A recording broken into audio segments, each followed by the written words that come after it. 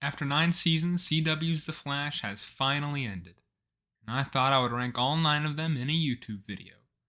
Anyways, there's 9 seasons, 100 something episodes. Number 9, let's do it.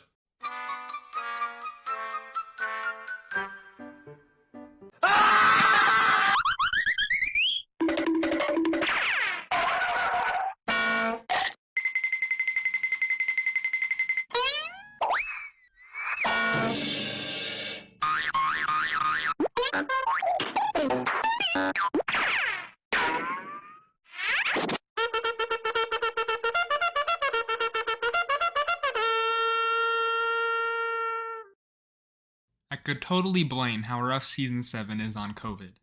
Season 6 was cut short, so the first 3 episodes of Season 7 are dealing with the Season 6 story, which makes Season 7 a little messy.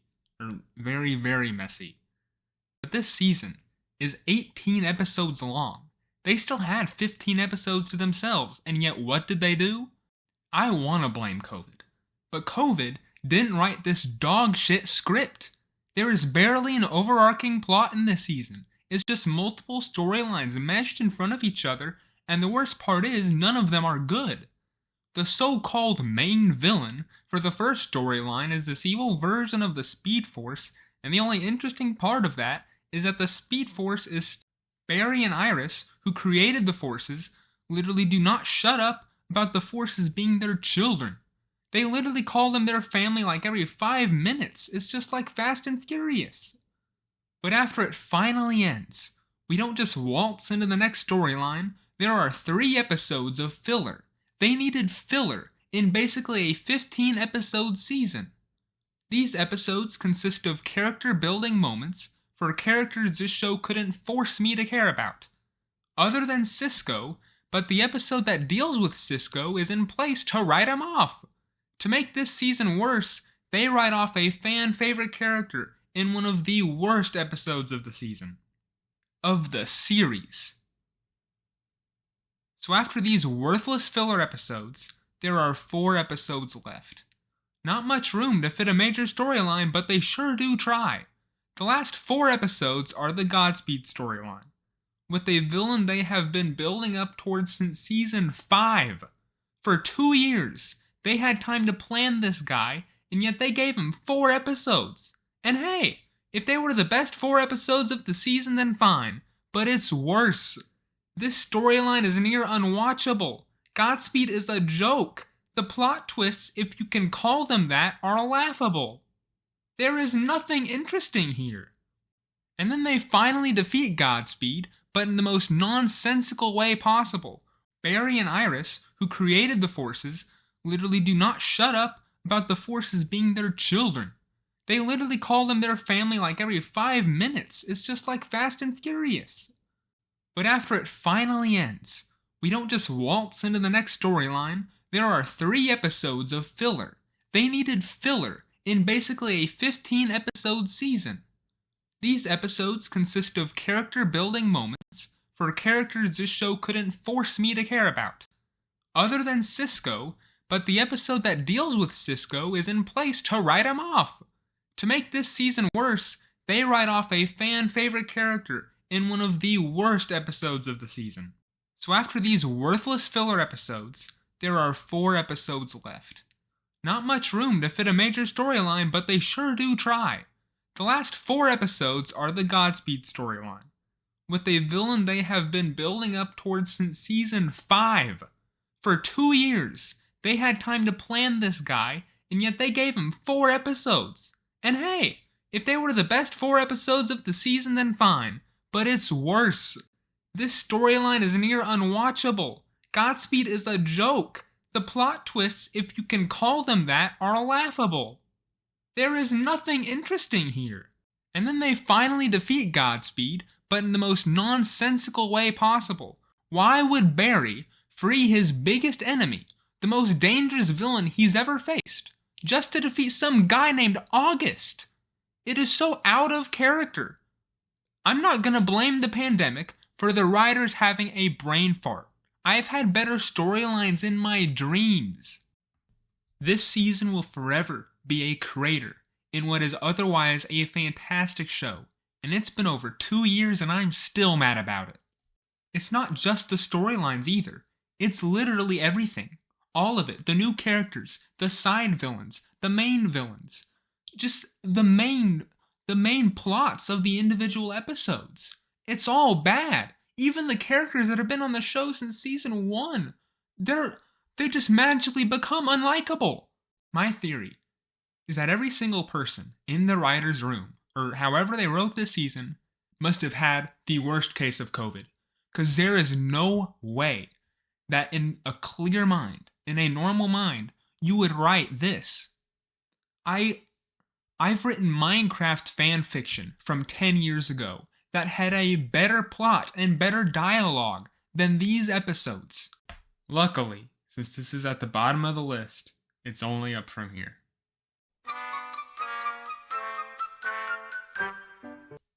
Thank God we're out of there. What's next?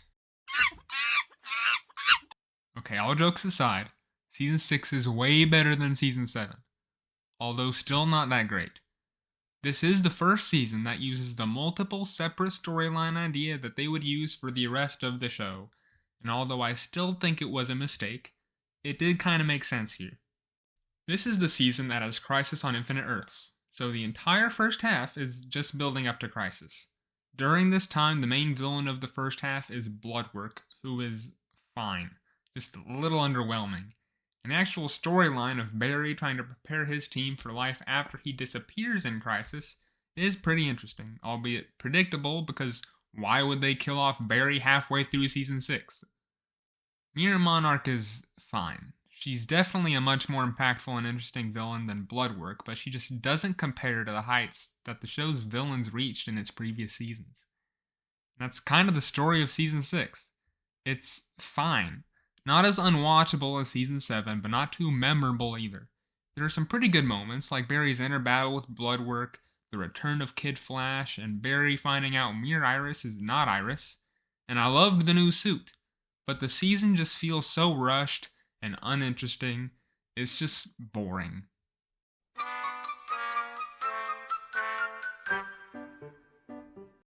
I don't hate Season 5 by any means, but this is usually the point of the show where I begin to slow down. I do like a lot of the episodes, and some of the side villains end up being pretty cool, but really the most notable thing about Season 5 is the inclusion of Nora, Barry and Iris' daughter from the future. This could have been a really cool storyline, and sometimes it is, but what they forgot to do was make Nora a likable character. Throughout the season, Nora just becomes more and more of a liability, and it's just really hard to root for her. I do like the way her character arc ends, although it is very heartbreaking if you cared about her. It just took way too long for me to care about her by the end. And the actual main villain of the season, Cicada, is easily the weakest of the show at this point. He's still way better than any of these, but not only is his acting pretty bad, but he feels more like a pawn of the Reverse Flash by the end of the season. Because he is. And not that that's a bad plot point. I actually love that they brought back the Flash's greatest enemy. But once he's freed, he doesn't do anything until Season 8. But Nora being annoying and the villain being weak isn't really my main complaint. The worst part of this season is the suit. I don't know who designed this or what they were thinking. The cowl is disgusting. The color is off. The material looks cheap. He looks like a starburst. It just never looks menacing or natural. And the funniest part is when he gets this suit in the show, they all think it's this huge upgrade. Luckily, this is the only season that this suit is used, and I'd like to think that canonically, Barry only used the suit to make Nora feel welcome and that no one actually liked it. As for positives about Season 5, really it's just the storyline itself. Cicada might not be a strong villain, but he has strong motivations, and his character arc is pretty interesting. It actually does have that maybe he's right factor that a lot of great villains have.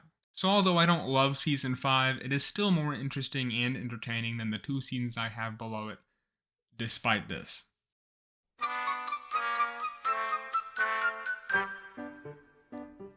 Now we're getting interesting. After Season 7, I had just about zero hope for the future of this show. But, as a fan, I was still gonna watch it. And I'm happy I stayed because man, Season 8 was really good. This is the point on the list where the seasons are getting good, but of these really good seasons, I'd say Season 8 is still the weakest. Now, this does have one shared aspect that Season 7 had, in which Season 8 technically has 3 main villains. I know I ripped Season 7 in half for such an act, but I think it works better in Season 8. First off, the villains in Season 8 are Despero, Deathstorm, and the Negative Forces. Unlike Season 7, these villains actually are involved in the same storyline.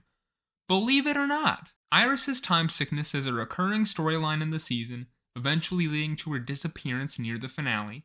So although this season has multiple parts, it feels like multiple parts of the same storyline. I don't want to go super in-depth with the story or events because Season 8 is complicated. The story is all over the place, but I actually kind of like that. It's chaotic in a good way. And despite this chaos, the story actually feels connected.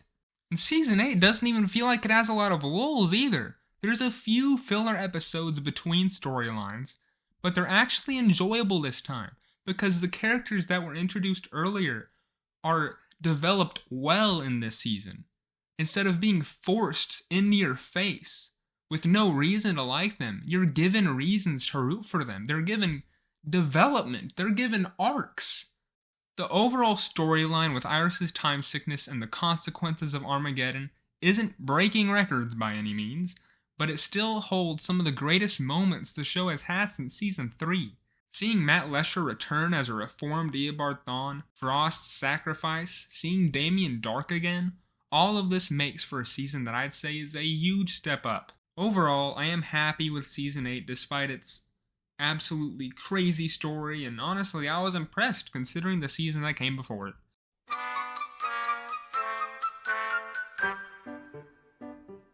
Well, this is surprising. After Season 8 was a lot better than I expected it to be, I had medium expectations for Season 9. It being the final season, it was a little bittersweet seeing this show end. I was hopeful it wasn't going to be as bad as Season 7, but it only had 13 episodes. I just wanted the show to end in a good way, and I'm happy to say that it did. And yes, they do once again have a multiple storyline season, even with a shortened episode count, but these storylines are actually really good. And there is a bit of interconnectivity, although not as much as Season 8 had, and definitely not as much as the first 5 seasons. But what is even more surprising is that the writing in the season is not that bad. There are still moments with cringy dialogue, and it still feels like a CW show, but overall, it's not as excruciating to watch as the seasons I've mentioned prior. The first storyline was one I had been waiting for a while, where we finally get to see the Red Death. A villain I had been waiting for, and although it's only for a 5-episode storyline, it definitely feels much more impactful than Godspeed's storyline. And they only had 13 episodes, so part of me does not blame them for the shortness of that storyline. Afterwards, we do get a few episodes that really boost the character development for the characters that weren't there for the whole show. We also get a lot of neat callbacks to previous seasons with the return of characters like Becky Sharp for some reason, Nia Nal, Dig, and even Oliver Queen for one final time. We also get a final stand from Bloodwork, which felt nice after his mediocre story in Season 6. But after one of the most emotional episodes of the show, where Oliver does return to save the multiverse the final storyline of The Flash is a wild one, but a fitting one. Not only do we get a speedster villain, but we get every speedster villain.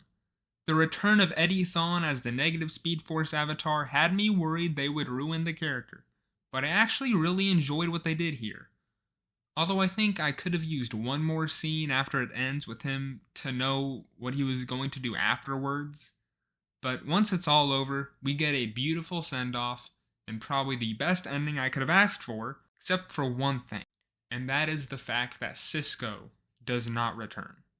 This is disappointing, but it was due to schedule conflicts, so I can't really blame the showrunners for something out of their control.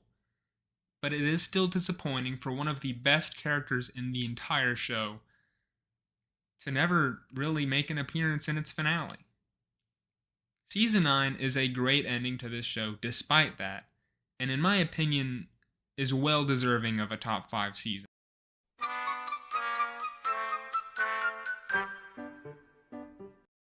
For some reason, there's a lot of people who really hate season 4. First 3 seasons burnt the public out on speedster villains. So this is the first season where the main villain does not move very fast. So in comes Clifford DeVoe, aka the Thinker. And in my opinion, he rocks. Not only is he pretty menacing early on, but he just becomes more and more powerful as the season progresses. By the end, he becomes so unstoppable that the team is forced to enter his consciousness to defeat him. It's pretty awesome. The season begins with Barry returning from the Speed Force in a weird state, but once they break him out of it, the Flash is back. But new metahumans start to come into Central City, and then they discover that they're all being hunted by the Thinker, and for the rest of Season 4, it's a back and forth battle between DeVoe and Barry, who is eventually sent to prison for the framed murder of Clifford DeVoe. This part of the season has its faults. It's not very fun to see Barry in prison for 5 episodes. It was good in Arrow, because it fit the show. Doesn't really fit the Flash as well, but it's still interesting, and just shows how powerful DeVoe is. This season also introduces one of the best new characters in Ralph, who I have avoided talking about since he was fired after Season 6, but he is a huge highlight of Season 4. But after Barry is proven innocent and the final stages of the Thinker's plan come to fruition, we get some of the most badass moments from the show. One of the greatest episodes of the show, enter Flash Time, and just some classic Flash goodness. I love Season 4, despite some annoyances, like some of the new characters and villains, like Becky Sharp, are poorly written and just really annoying. But none of these negatives are enough for me to really say Season 4 is a bad season. I'd say it's almost as good as the first 3. Almost.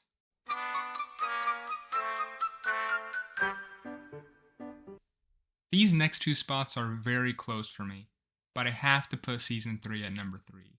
For me, this season and the 2 seasons above it on this list are 10 out of 10 seasons. But what makes Season 3 so awesome, to me, is more than a great main villain. It's the story. Season 3 is about Barry learning the consequences of his actions. At the end of Season 2, he created Flashpoint by going back in time and saving his parents. Flash forward to Season 3 and he's living there. And for a while it's great. Until it's not. And then things go wrong and Barry is forced to undo what he did. This all takes place in one episode, which is most people's complaint with this season. Flashpoint is such a huge part of Flash in the comics, and it's most people's favorite Flash storyline in general, and it does feel a little weakened here. But anyways, when Barry returns to his original timeline in the show, things are not the same. People are different, some random guy is in his office, and there's a new threat, Dr. Alchemy, who is the main henchman of the season's main villain, Savitar, who is voiced by Tobin Bell, aka Jigsaw. Anyways, the new character Julian, who just shows up in Barry's office due to Flashpoint, starts off extremely unlikable, but over time he really does become one of the best parts of the season. The new Wells, HR, is the heart of this season. He has one of the best character arcs in this show's history, but if you remember, I said the story is why the season is so special. So, what is the story? A majority of Season 3 is Barry trying to prevent Savitar from killing Iris in the future. The entire season is just a countdown to the day Iris is supposed to die, and you feel the urgency of the team and the emotion everyone has as the day gets near. The finale is one of the most tense parts of the entire show, and the climax is tear-jerking. But I won't spoil it, because it just wouldn't be as impactful if you don't experience it for yourself. It's one of the best finales in the show's history. Even finding out who Savitar is satisfying, and we get one of the best episodes of the show when Barry travels forward in time to find out who Savitar is, and meets a future version of himself who couldn't save Iris. And then you eventually find out who Savitar is, and it's amazing because you get to find out with the characters. Season 1 and Season 2, you find out who the main villain is before they do. But in Season 3, it's different. Also, throughout the season, you also get Cisco and Caitlin's friendship tested, as Caitlin becomes more and more like her Earth 2 counterpart, Killer Frost. And this is one of the saddest parts of the season. Overall, I'd say this might be the saddest season in the entire series. I cannot recommend Season 3 enough, but there are still 2 spots left.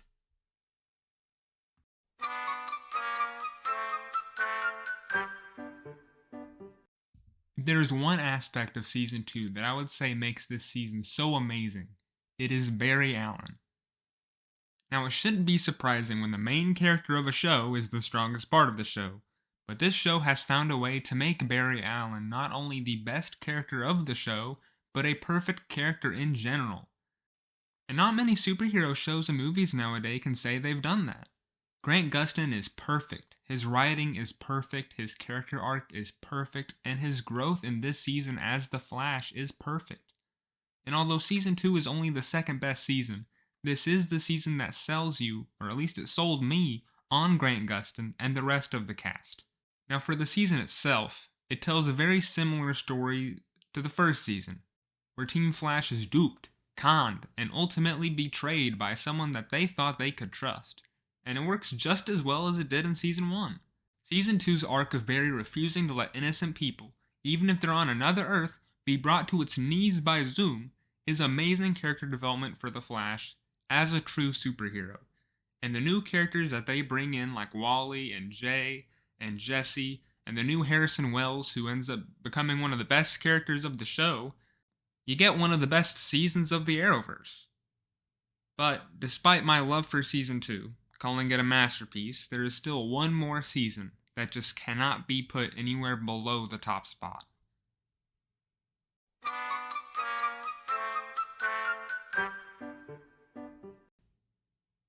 Season 1 is not only the best season of The Flash, but it is one of the greatest seasons of any show I've ever seen.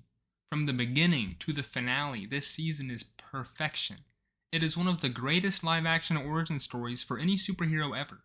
The Reverse Flash is not only the best villain in the show, but the best Arrowverse villain as a whole. The sheer creativity in this storyline, the twists and the turns, it is pulled off perfectly. I thought it was a mistake at first to reveal the Reverse Flash's identity early on, but it turns out to be one of the season's strengths. Seeing Team Flash slowly uncover the truth you've been waiting for them to figure out is as satisfying as it sounds. The writing, acting, cinematography is all at a peak. This is how you do a first season. Not only is this the best season of the show, this is one of the best pieces of superhero media I've ever seen. And remember, this is a spin-off. Despite its dip in quality for a couple seasons later on, I still love this show for everything it did. Season 1 is as perfect as you can get when it comes to superhero content, and although they never really reached this height again, at least there are still some amazing seasons that not only made this show one of my favorites of all time, but has cemented The Flash as one of my favorite superheroes of all time. And because of this show, many people, including me, think of Grant Gustin when somebody mentions The Flash. That is the legacy that this show has created. It's made me laugh, it's made me cry, it's made me angry, but at its core, this show makes me happy. Except for you.